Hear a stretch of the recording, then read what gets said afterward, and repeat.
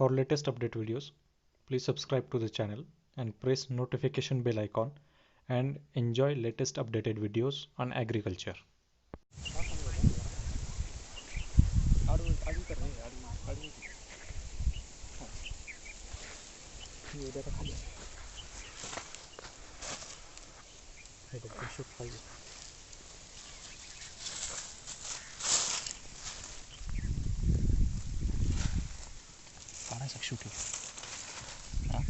आडवी कर आडवी आडवी मोबाईल पकडू आवाज रेकॉर्ड होईल होऊ दे ना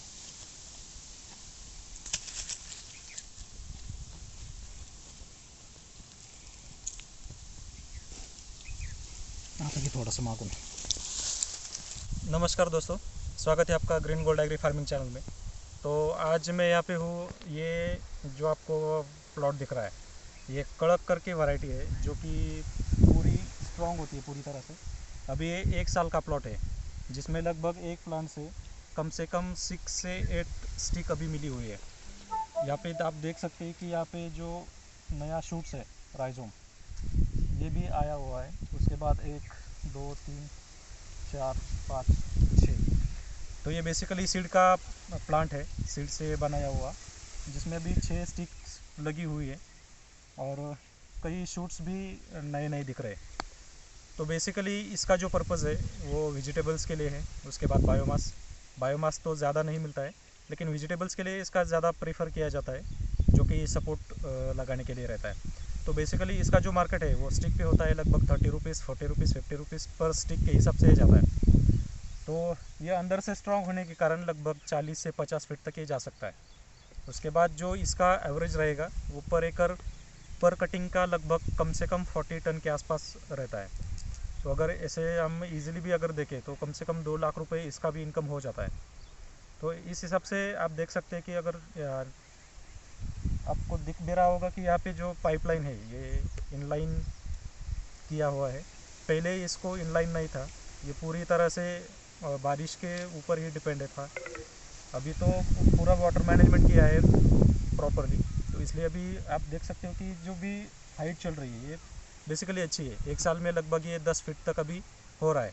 कुछ प्लांट आपको दिखाई भी दे रहे होंगे साइड में, यहाँ पे जैसे अभी कुछ 10 फीट के ऊपर से भी जा रहे हैं, कुछ छोटे हैं अभी, और जो भी नए शूट्स है वो रैपिडली ग्रोथ हो रहे हैं।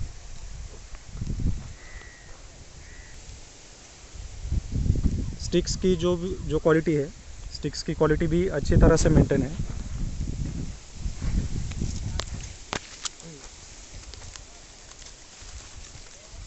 ये जो भी स्टिक्स है ये लगभग उंगली के बराबर ही है, लेकिन क्या है कि अभी इसका जो एज है ये एज कम है बहुत, लेकिन अगर स्टिक्स के हिसाब से देखें तो बहुत ही अच्छी ग्रोथ है।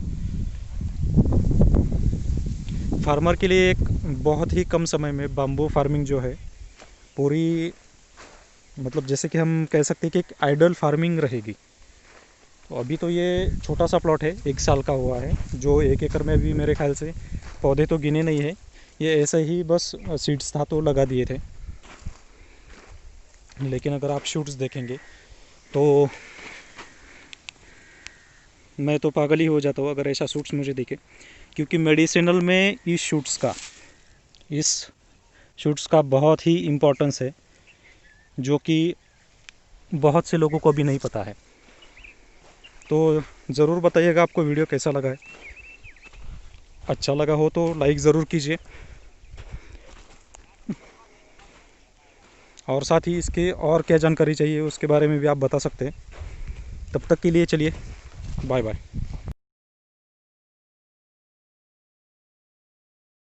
तो अभी ये देख रहे हैं आप, ये इसी बाम्बू का शूट्स है राइजोम। और जैसे कि मैंने आपको बताया कि इसका मेडिसिनल में बहुत इम्पोर्टेंस है। तो इसके जो न्यूट्रिएंट्स है ये शुगर के लिए, या फिर जिसे हम संधिवात बोलते हैं, उसके लिए ये बहुत ही गुणकारी होता है।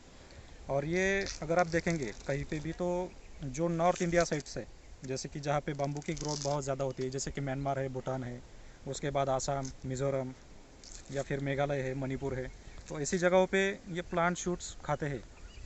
इसकी चाय भी बना कर पीते हैं। उसके बाद अगर इसके वेफर्स की तरह अगर टुकड़े किए तो ये लोग बहुत सारे खा सकते हैं, मतलब जैसे कि एज़ पर मेडिसिनल के लिए। तो इससे बहुत सारी बीमारियां दूर होती है। इसके बारे में अगर आपको अगर कुछ ज़्यादा जानना है तो गूगल पे भी इसकी इन्फॉर्मेशन आपको मिलेगी।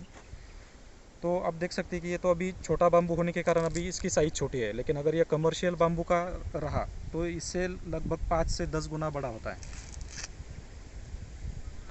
तो आपको ये अभी जो वाइट पार्ट दिख रहा है, इसके टुकड़े करके आप ये खा सकते हैं।